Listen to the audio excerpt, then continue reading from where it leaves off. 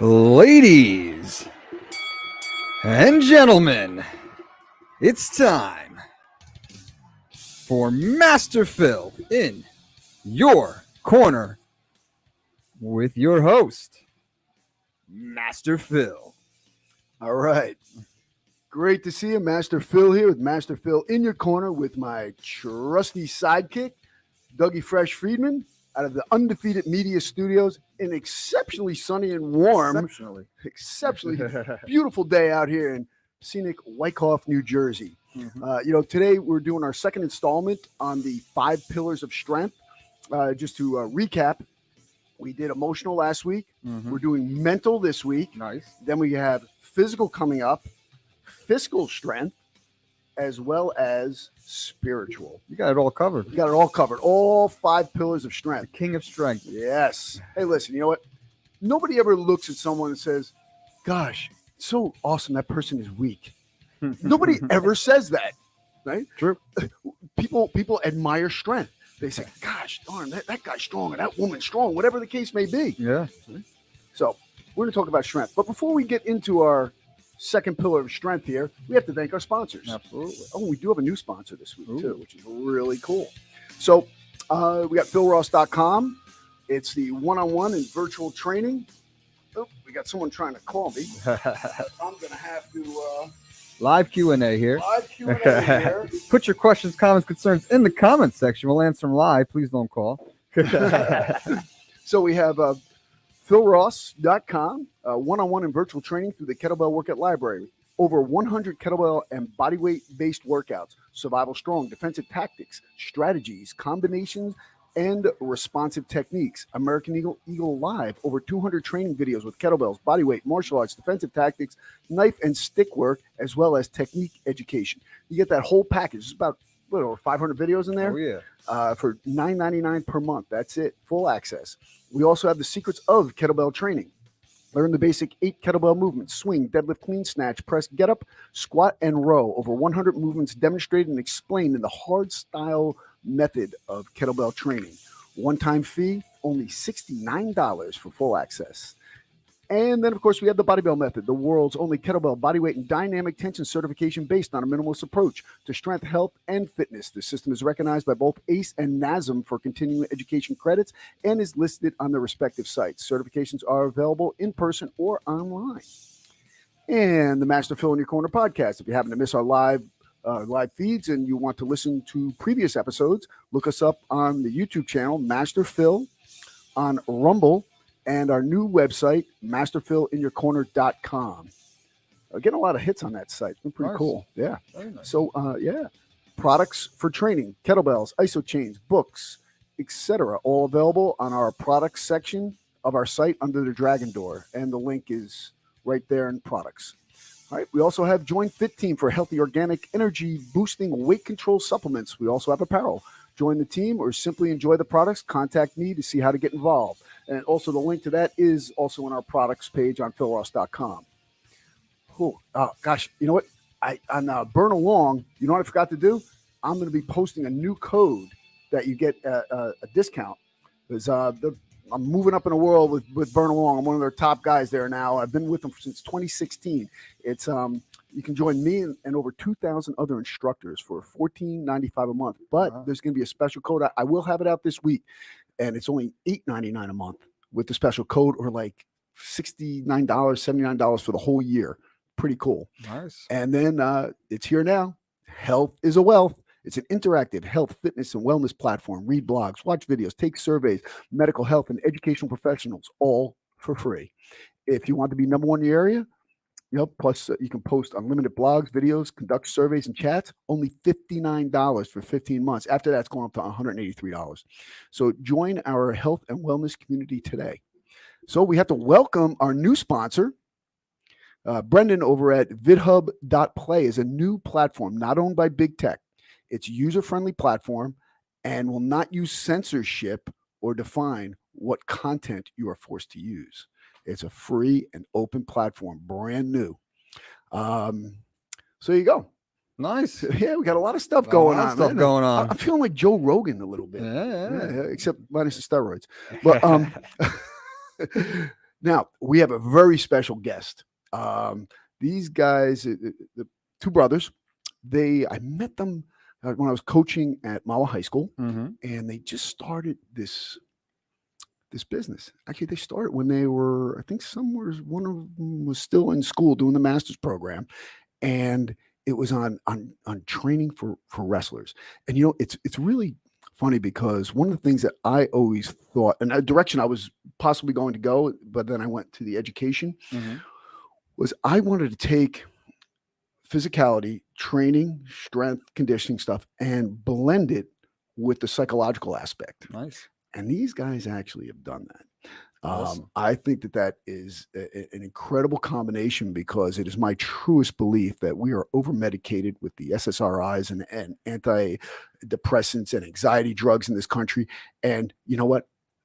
Real studies have shown that if you are training and releasing the endorphins, and your body through your activity can help regulate the serotonin levels in your brain much better than these drugs with these ill effects. And we can get into that. Mm-hmm.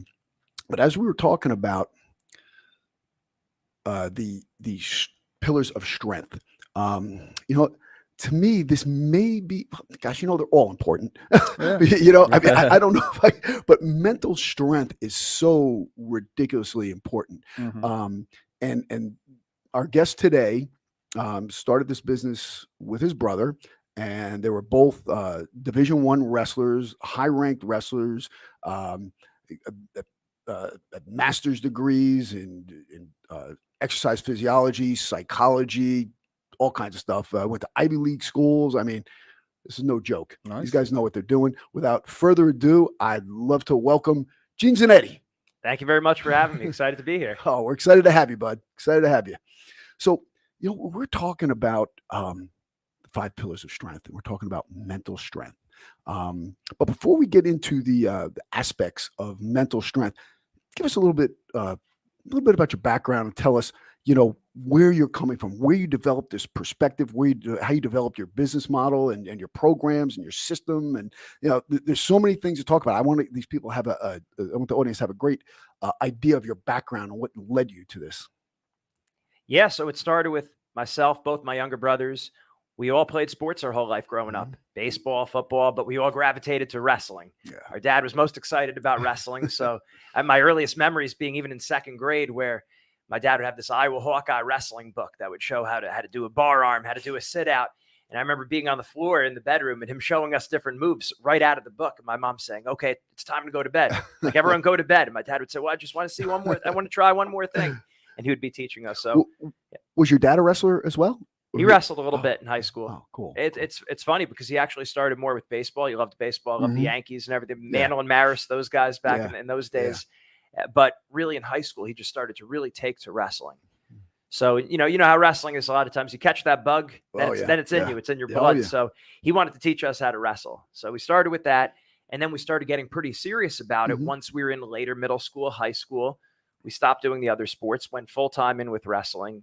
And at that point, you could see as you start getting better and better, it's tremendously mental. A lot of times you're beating a kid in practice, and then in a match, maybe you only beat them in overtime or you even lose to them. So there's underperforming in matches, that the practice room wrestler phenomenon, right. Or giving good opponents too much respect, knowing he's a senior, I'm only a sophomore, or, being a slow starter in a match. If I would have just wrestled in the first period the way I did in the third period, I could have beat that guy. Yeah. So many different mental blocks, very common mental blocks that we were struggling with, my brothers and I, and we would do well sometimes, but not other times. So it was consistency. That's the key word. How do you be a consistent performer?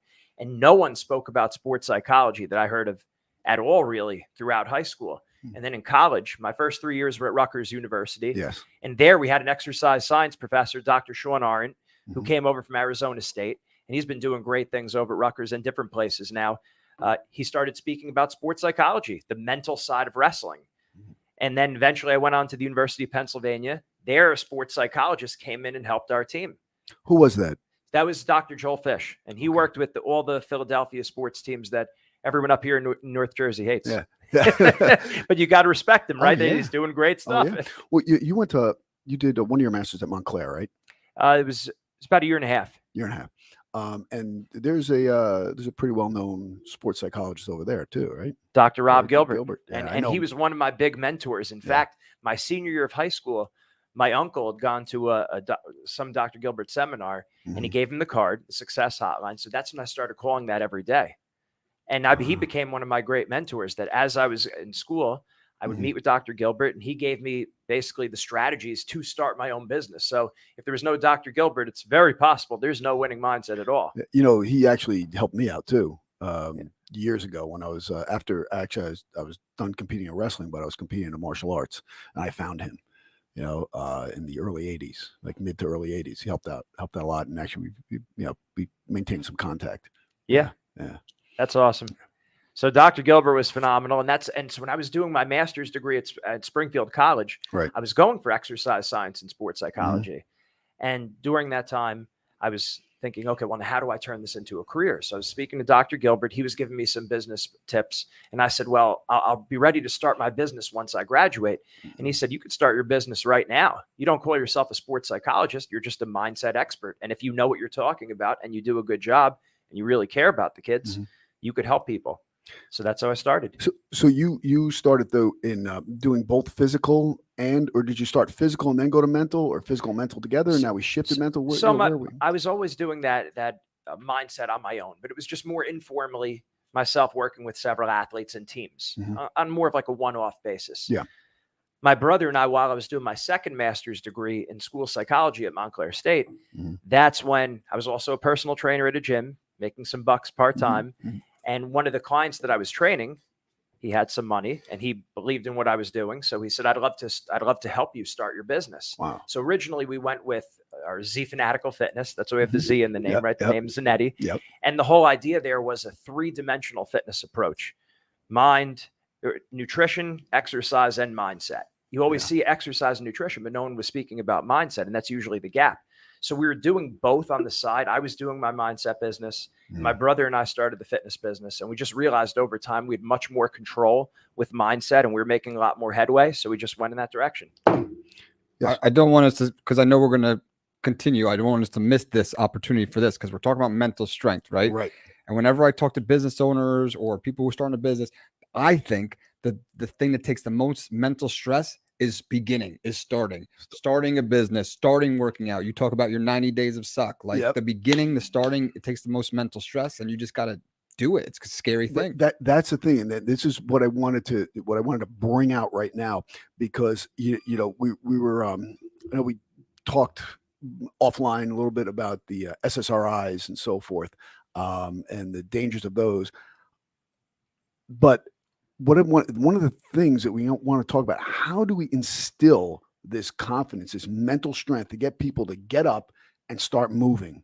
That is one of the toughest things I've seen. Like, failure to launch, pull the trigger. It's funny because I've had fighters like that and wrestlers where they're great in the practice, like we were just talking about. You brought up, they're great in the practice room, but you know what? They freeze up. They lose their confidence when they get into the cage or the mat or something like that. So, how do we develop this mental strength in people? And do you have to use different tactics for different people? Yeah, because every body is different. Like every body, like person, and every mind is different. People come with baggage. We don't have an empty slate when someone walks into the room. So, what are some of the tactics? What are some of the successes that you've had, or your failures and then made them successes, or something along those lines? Sure. So, really, the first thing is people need to really have that buy-in, understanding just how important your mindset is to your success in any area. So, go ahead. Yeah. No, you brought up something. Buy-in. Right. Buy-in. Because when you have that buy-in, when they believe in you, they'll do anything. But it's getting that buy-in. What are some of the ways that you get the buy-in with the winning mindset, which used to be just a wrestling mindset, but now you've expanded to other sports?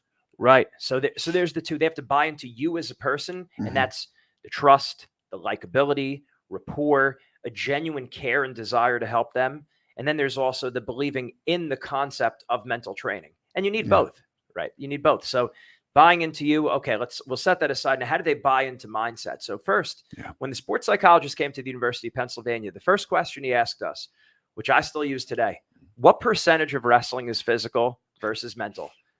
And everyone on the team, we had a two-time national champ on the team, Matt Valeni, and he shot out the number 90% right away. 90. And he was a two-time NCAA champ. And the reality is you don't know exactly what percentage it is, but everyone agrees it's very, very important. Then the next question you ask is, what percentage of your training is physical versus mental? And right there, if the person is thinking, you made your point. Yeah. You said, do you see the problem there, the discrepancy? So I've always called that the training paradox. We say sports are at least 50% mental, but then our training is 95% or more physical. You don't have to be a mathematician to realize something's off. And if you want to be successful, you have to work very hard. That's a given. You have to also work very smart.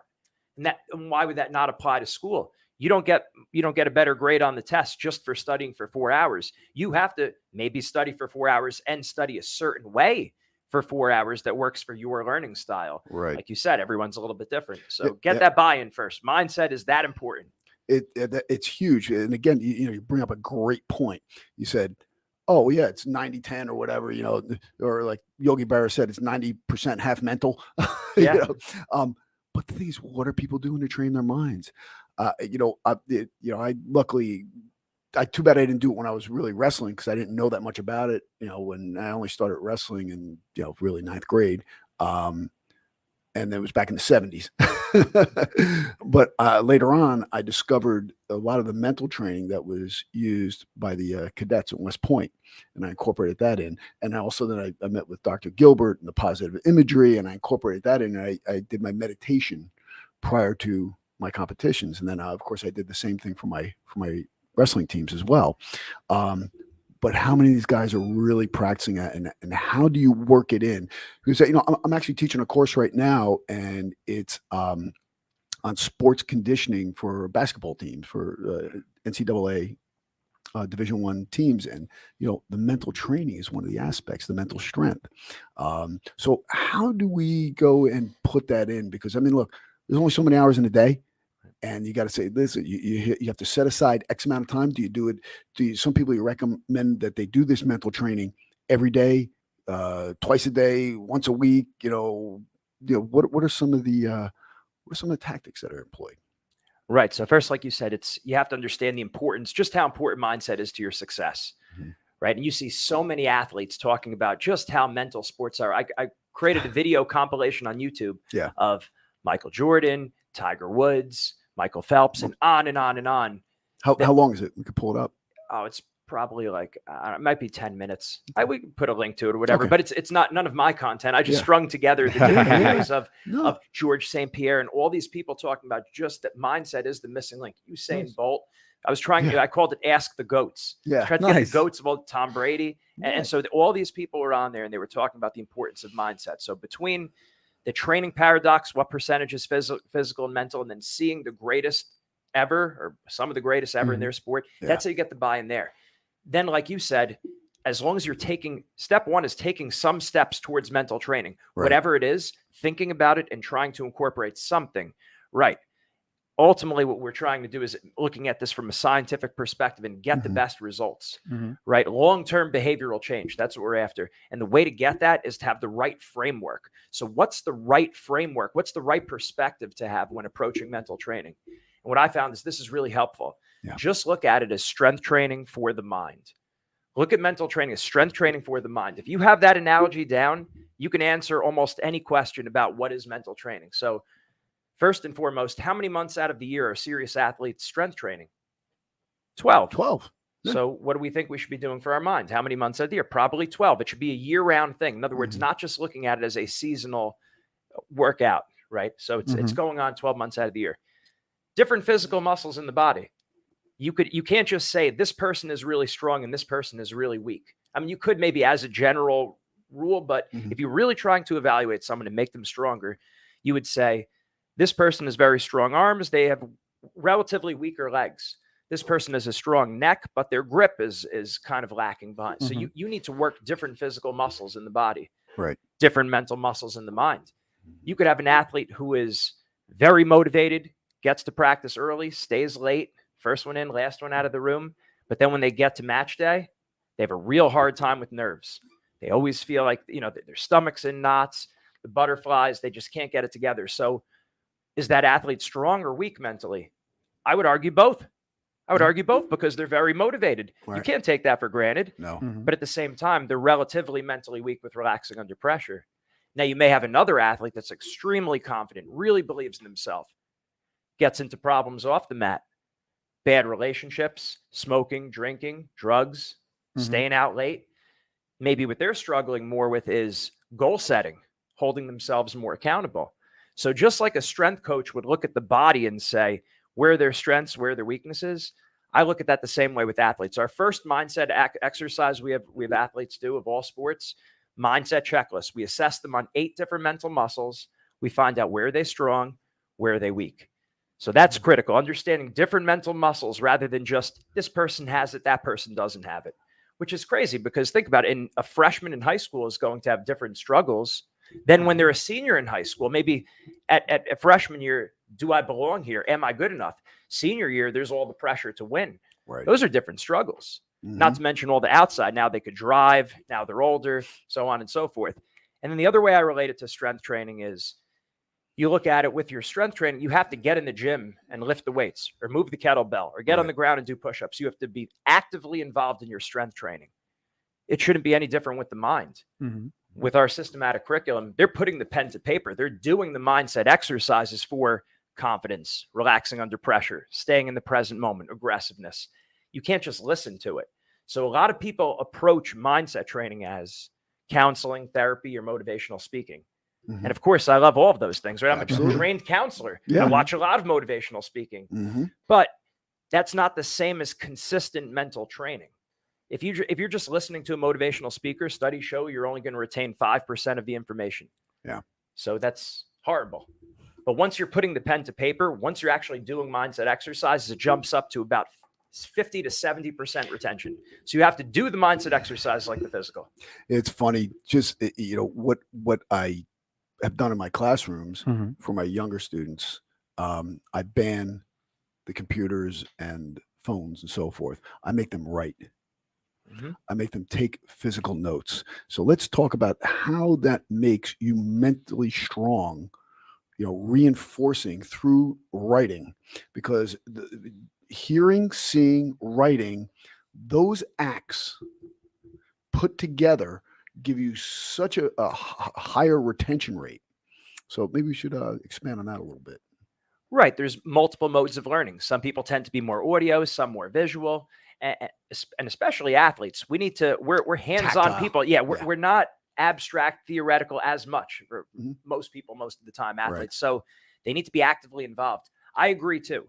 They can take notes on a computer or on the phone, but I would much rather them see it in their own handwriting because you're writing it and you're also seeing it in your handwriting. It's personal to you. Yes. Whereas when I type it out, you could have typed it, or I could have typed it.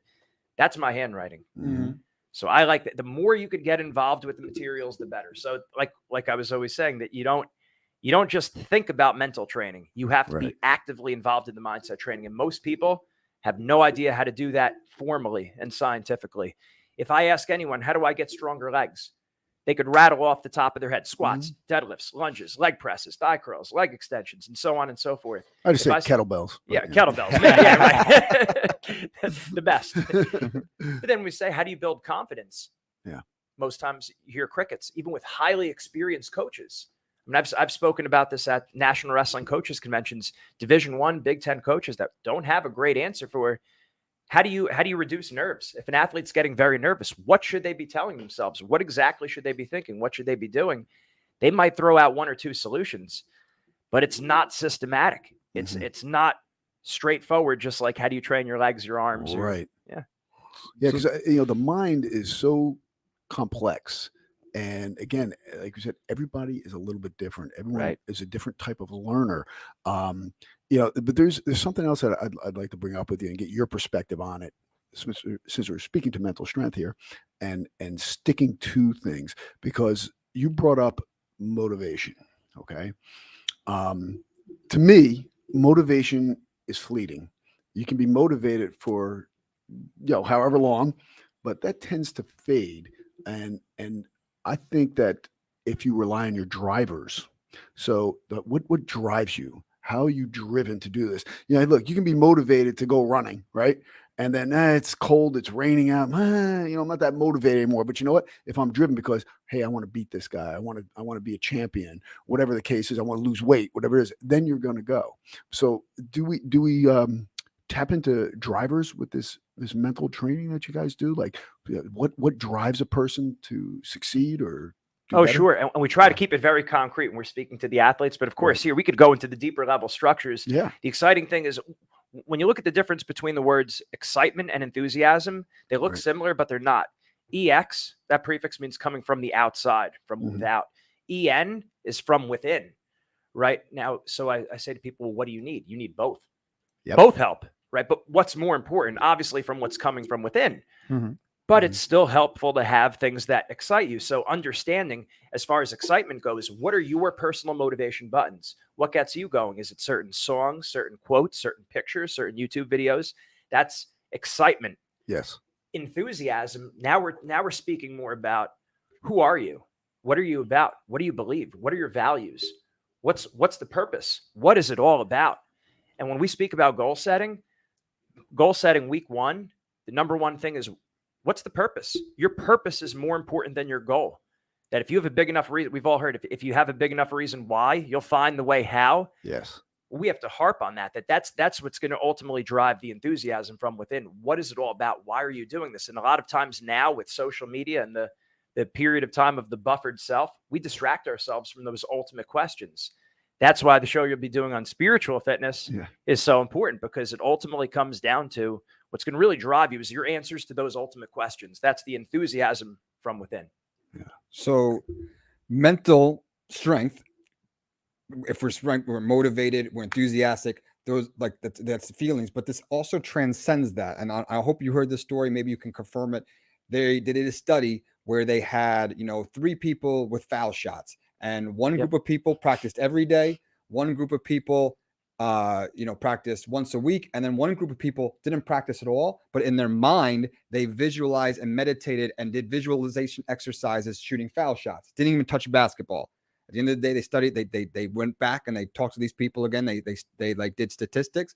The person who practiced every day, hit like 80 out of 100. The person who practiced once a week hit like 20 out of 100, and then the person who didn't touch a basketball and just thought about it, like visualize and mentally like practice in his head, hit like 95 out of 100. Like it was like a crazy statistic. The person who didn't touch a basketball but meditated and thought about it and visualized outperformed the people who were touching a basketball. I've heard that before. I don't know what the exact I don't know the exact number, number, but it was something like that. Very high for both the group that practiced and similar results of the visualization, which is unbelievable. The one thing we want to make clear to everyone is that these were people who already had a baseline of skill. Because when people say, well, I'll just visualize it, then they don't put in the work. Sure. We're never saying not to do physical training. It's physical and mental training. But I'm saying it's yes, it's a feeling and you're motivated, but it transcends just feelings. Like it goes into your output and your productivity. Right. It's also being mentally engaged while you're doing the physical work as well.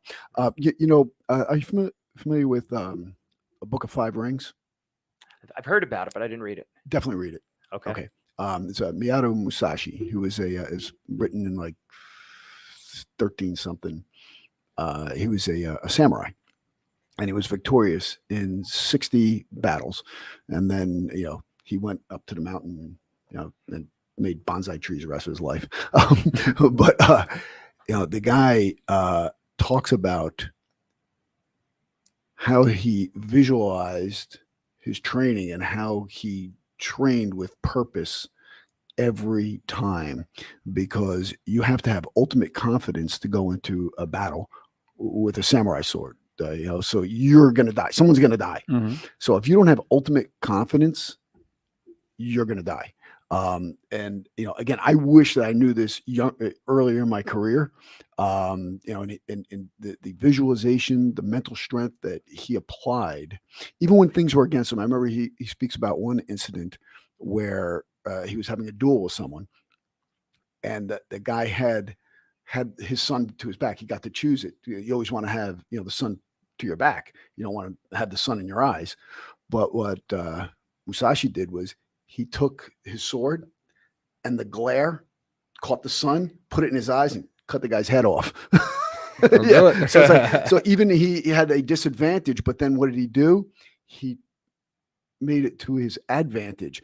And I mean, without that type of mental strength, mental acuity, there's no way he would have survived and written the book. So I'm sure that you guys address things like that. So how would you, how would you get this? What's a method that you would use to build this mental strength, this confidence in people? Because confidence is huge. Right. Right. I took a class on samurais actually at the University of Pennsylvania. My writing class was called "Of Sentences and Samurais." So we watched movies about Musashi. Oh, okay. So, Cool. so good. And many other samurai films there. So yeah, very interesting there. With confidence, again, it's, I think in terms of the whole curriculum we put together with confidence, when they break it down, the four main means of building confidence is your past successes or your personal strengths and past successes, other people's past successes and successes. So it's more like a vicarious experience through other people. Right. Your own personal buttons, that excitement, like confidence from the outside, what stimuli from the outside makes you believe in yourself more. And then also physiological cues. So that's body language. So from there, you could build a lot of mindset exercises out of that. So what is the simplest thing? Body language. What do you look like when you compete? And if you turn off, if you're watching someone compete on video, you should be able to turn off the volume and have no idea, or cover the score, have no idea if they're winning or losing. They should be moving with the same swagger, the same intentionality as if winning by 10, losing by 10. Doesn't make a difference. So that's a simple thing with body language and knowing how to carry yourself. So write it out, put it down on paper. What will you look like? How will you move before your competition and during your competition? So that's a simple one right there. But then ultimately knowing too, confidence, what does it mean? The Latin roots of confidence is confidere, which means to trust. To trust. So trust and confidence are ultimately related. And I think the big thing why you see a lot of these high level athletes, they win a competition. And the first thing they say after they win, I just want to thank God. Yeah. They talk about their faith, and it's enough people do it where you can't say it's by accident, because there's such a high correlation that these people have an ultimate perspective, and that perspective being rooted in that ultimate reality, then mentally they're much more calm. You're not going to be as nervous. You're not going to be as worried. You think ultimately God's in control. So that's why that becomes super important. So the ultimate trust, I think a lot of us, we have the mentality, especially in wrestling, where we want to force, and I only trust myself. And the ultimate high level athletes know that you just can't trust yourself all the time, because we let ourselves down all the time. Yeah. But if you surrender the ultimate power to the Lord, then guess what? You have that perspective, and in a sense, you're bulletproof because you're not as worried. You know what's funny? You bring this up now, okay? And during our segment on emotional strength, that was brought up as well. Alison Midstoke brought that up too. Her faith in God for emotional strength.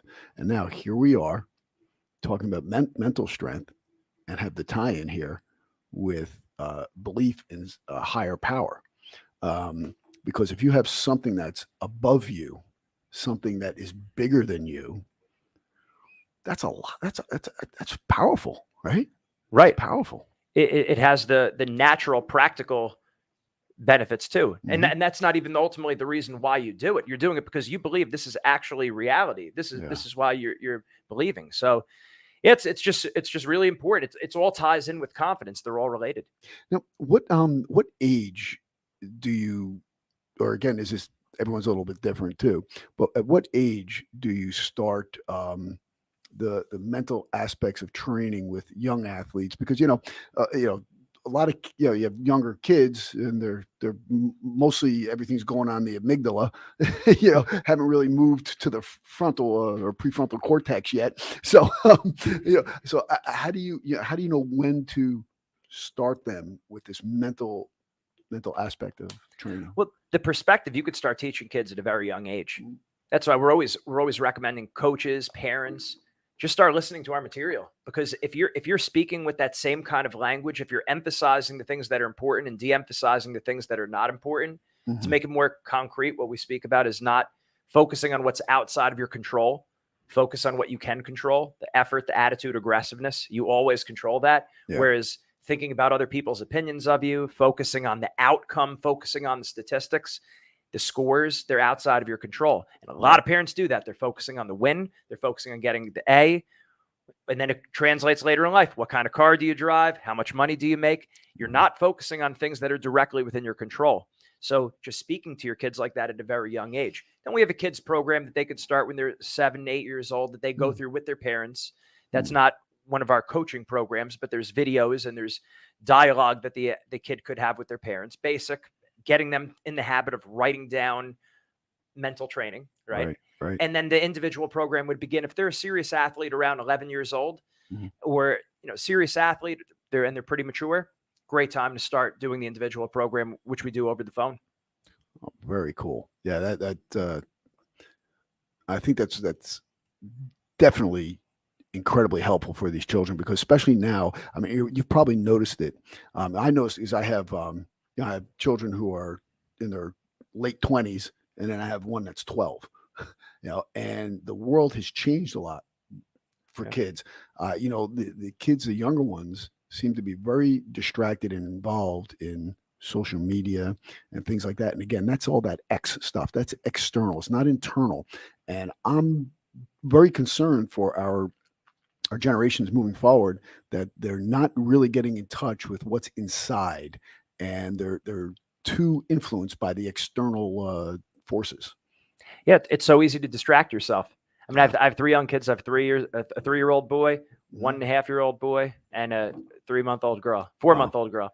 And like a lot of their books, you press the buttons and it makes a noise. Yeah. And I like the books that don't make a noise. Okay, you could have a book here and there that makes a noise, but you want to be able to get them involved in their imagination. It shouldn't just be things that are just to entertain you, right? Yeah. So and now that's all it is. The bells and whistles, which and it's distracting. Social media can be very distracting. So we're always saying you have to monitor yourself. You have to get very good at policing yourself. The music you listen to, the movies you watch, the social media pages that you follow, even the people that you're friends with that are constantly pumping negativity and all this garbage in, garbage out. Yeah. So you have to unfollow certain people. You have to unshare. You have to throw away some of your old, I gotta say CDs, that dates myself there, but you have to delete some of the songs on your iPhone. It's the same principle. You are the sum of the 5 people you most hang out with. If you're following 5 negative people and you're constantly seeing, it's the same concept. Yeah. I can't tell you. I dumped so many people on social media. And I'm sure a lot have dumped me too, but that's okay. Because I'm at my limit anyway on Facebook. Even though they did freeze me out a little while ago though. Usually if you're doing things right, you get shadow banned every now and then. It happens. It happens. Especially I think they pulled down one of my posts I just did. It was a picture of it was a video with Biden and the bird pooping on him. Oh, nice. And I said, well, the bird just felt compelled to add to the pile. So yeah, they pulled that down. I thought it was pretty funny. But now competing with these kids, because I know things have changed since you started your business like 12, 14 years ago. Competing with this social media to get them with the to improve on their mental strength. How are we pulling them away from that and getting them thinking internally and working on their minds?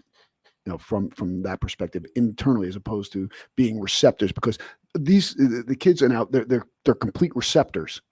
Right. Yeah. So, I mean, well, first you have to go where they are. So that's why social media presence and these kind of shows are important, because that's where they are. So we need to hook them in somehow. Yeah. So meeting them where they're at, and then it takes time. Where when they have a mindset coach they're meeting with on a regular basis, on ideally a weekly basis, our most serious athletes, they're hearing this over and over and over, and they're hearing it from someone outside of their parents, which is also important. You have to, if your teacher says something okay, your parents say something okay, your coach says something okay, after you get habituated to it. But then when someone from the outside is saying it, then it's a little, then, might stick a little bit more. So it's all of them working together, right? The parents, the teachers, the coaches, and the mindset coach are all saying the same thing. Yeah. No, it's very important. But it's not easy. No, it's not. It's not easy. And the thing is that people, if they don't go and practice mental strength, you know what, they're really shortchanging themselves. They are, and it's something they need to be thinking about regularly. That's why we try to get away, try to reframe people from this is not the motivational speaker approach. Right. That's just more entertainment. It's the sugar. Right. Yeah. You have to approach mental training just like you do washing your face, brushing your teeth, taking a shower. You have to build it into your life. Now, all three of us might build it into our life a little different, but if we all want to maximize our potential, we all have to build it in somehow. Right. So what we're trying to do here is we give people a mental toolbox of these are 8 to 10 exercises you could use for confidence. This is what you could use to be more in the present moment. This is what you could do to relax under pressure. And then you could take that and use that for your life. Absolutely. Wow. Like you like to write your notes, right? I like to, when I'm reading books now, I'll get the audio version too. So I'm reading and hearing at the same time. No, let me ask you something though. Yeah. When you're doing it at the same time, okay, do you ever get ahead of yourself or behind? Yeah. You get confused. No, I mean, sometimes I like, stop reading, whatever. It keeps me reading. Or I'll be like, oh snap, I just didn't listen to the last 2 seconds. I was daydreaming and I catch myself. Well, this goes to what you were saying before, Phil, that we do have these general principles, right? And we do have our confidence, I believe, is an 8 to 10 part series. Not every single one of those confidence exercises is going to be the one for you or for me. Right. But I guarantee there's at least one in there that is going to hit each one of us. And that would be the one that you would spend the most time on. Just like an exercise. Not every one of the different bodies are different leverage points and all that. But when you find those certain exercises that are really working well for you, then you stick with those. You bring up a very important point because, and I know I did not discuss this with you, but when you wrestled, right? How many moves did you learn? How many were you taught? Because I was taught a lot. Oh yeah, tons, right? How many actually use? Very few. Thank you. And that hit me. And this point really hit me. Thankfully, I just stumbled upon this. And that's unfortunately what happens. A lot of times these mental lessons we stumble upon from years of experience and trial and error. And we're saying is take time out of the equation. Don't learn the hard way. We've spoken to tens and thousands of wrestlers. We know what people are struggling with. So you really want to handle this ahead of time. But this hit me when I was at Rutgers. It was my third year at Rutgers. And I remember going to a wrestling club practice after my own practice. And I practiced a double leg takedown, which is a common takedown, but I never used, that was not normally part of my arsenal. And it just hit me. Why did I just drill this takedown? Why did I practice this takedown when I literally never do it? And at that point in time, I completely changed the way that I would drill. I started focusing on my 3 best moves on neutral, my 3 best moves on top, my 3 best moves on bottom. And lo and behold, all 3 of those started getting a lot better. And I stopped drilling the things that I didn't use. Doesn't mean I never hit those other moves. But if I fell into it, I fell into it. I was going to focus on what I was really good at. And that really helps. I'll tell you, it's funny because I talk about that in one of my books, Survival Strong. I talk about the magic number 7 plus or minus 2. So you just did 9 moves. Right. Okay, that's it. Okay. Same thing with martial arts. What I found out, 90% of my scoring was with my top 7 exercises. And then the rest were just kind of offshoot. Maybe I'd get one when opportunity arose. Right. And I did the same thing with jujitsu, and you just hit the nail on the head. Yeah, that's one of our first mindset exercises we do with our wrestlers. This is, I think, week 3 or 4. We go through all the different positions, most of the main positions they could be in wrestling. Right. And we say, okay, what is your go-to in this situation? And one of the problems we found, especially with wrestlers who their dad is a coach, they know so many moves that when they're holding a front headlock or just any random position, they're thinking of 10 different moves. And we say, no, you need to narrow it down to your best 2 or 3. And if that's too many, narrow it down to 2, narrow it down to 1 even. But you need to know what you're going to in that situation. Having your head filled, it's some of the biggest things we see with wrestlers whose dads are coaches. They know so much. They need to think less. People think we're trying to teach people to think more. We're teaching them to think less. Yeah. I mean, the funny thing is, look, you brought up a double leg takedown. Yeah. And you know who I'm probably going to reference here. Double leg. Yeah, exactly. Now, double leg takedown, you learn your first day of wrestling. Okay. And Jordan Burroughs would hit a double leg takedown anyone in the world, basically successfully all the time, right? And he learned it the first day. So what does that tell you? Do you have to have all these complicated movements? You know, No, I mean, fundamentals win. fundamentals win, and that's it. And I mean, and this transcends every single sport: jiu-jitsu, karate, basketball, football. You know, it transcends soccer, whatever it is. Mm-hmm. Focus on these fundamentals. That other little part is what is your differentiator, in my mind. And using your proper mental training and accepting that, and focusing on what you do best, creating your repertoire. This is what's going to give you success. And I don't care that could be in business, that could be in studying, right? Different ways, different tactics that you're going to use, but just training your mind. And in my mind, the mind is a muscle that can be trained, right? And you just have to train it the right way, right? You could, same thing with working out. Say, oh yeah, go work out. Well, you're not just going to go work out. You're going to have a plan, right? Right. You say, you know what? I want to increase my strength, my muscular endurance, my explosive power. So of course I'll do kettlebells. That's what you need to do. But this is my workout. I'm going to address all these different aspects. Same thing with developing the mental strength. You have to have a plan. That's why I say, proper preparation prevents poor performance. Right. Right. Absolutely. Okay. And most people just have no idea the exercises to improve the different muscles in your mind, the confidence, the relaxing under pressure, and aggressiveness. That's a big one. How many times do I hear parents say, my kid's just too nice out there? They don't have that killer instinct when they compete. Not doing anything dirty, fair, square by the rules. Mm-hmm. But when you're out there, you need to be out for blood. It's kill or be killed. And you find this in college. Your best friend in college, who's your workout partner, if you're having a bad day, he'll unapologetically rip your head off that day in practice. Mm-hmm. Yeah. So you realize you got to learn how to flip that switch quick. And some kids know how to do that naturally. There's other kids who need to learn how to do it. There's a way to do that also. Yep. You need to know the exercises. Sometimes you got to turn off, like when I play Monopoly, but that's a whole nother story. I don't think I've ever completed a game of Monopoly ever. Me neither. Everyone gets mad at me and runs away. I'm like, we got to play. Yeah. We do want to remind you guys we are live. So if you put a question, comment, or concern, please put in the comment section and we'll answer it live. Right. Excellent. So you know what? This is just great stuff. So, Gene, how do people get in contact with you? You can go to zwinningmindset.com. That's our email or our website. Yep. You go over there and our email is, you can go mindset@zwinningmindset.com. I'm more than happy to help you. We're all over social media. With Z Winning Mindset, or you go to Wrestling Mindset. That's our number one, because we started there. Mm-hmm. So go anything Wrestling Mindset. When did you branch out into the other sports? Probably about 5 years ago, something like that. I always wanted to go to different sports too, but from a business marketing perspective, if you're speaking to everyone, you're speaking to no one. So we started niching with wrestling. And even now, as we found that probably you do your 80-20 analysis, what's the best bang for your buck? Right.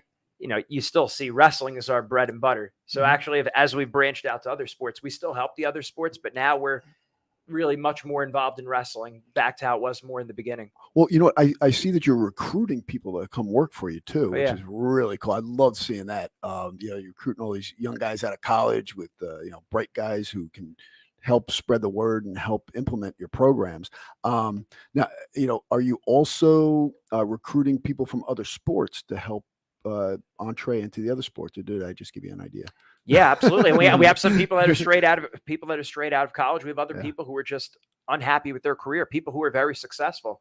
I'll tell you, one of our best examples who came on board a few years ago, Mike Moore, he was working the FBI for 8 years, and he had a wrestling club on the side, quit the FBI, his dream job. That's why he wrestled at the University of Maryland, because that was his best chance to get into the FBI. Right. Quit that because he wasn't quite fulfilled.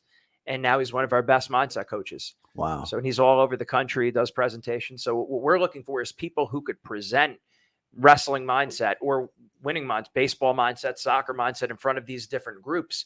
It started off with just myself doing this. We now have 80 mindset coaches across the country, but it's still a big country and there's a lot of sports. So there's no shortage of the need. Have you gotten into executive coaching at all? During COVID, we did.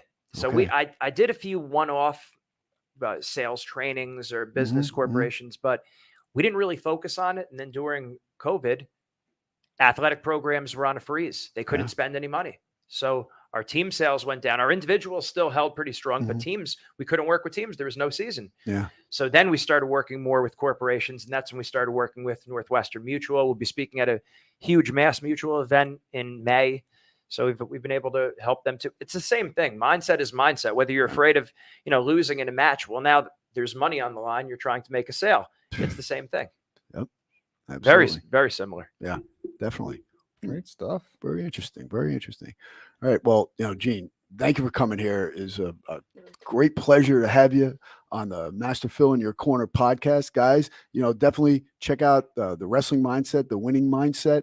You got Gene over here. These guys are and Jeff. They're based out of New Jersey, and they go all over. And of course, now it doesn't matter now because you can do it virtually anyway. So and we were doing it virtual before it was cool. Yeah. So we're working with individuals all over the phone since 2009, probably.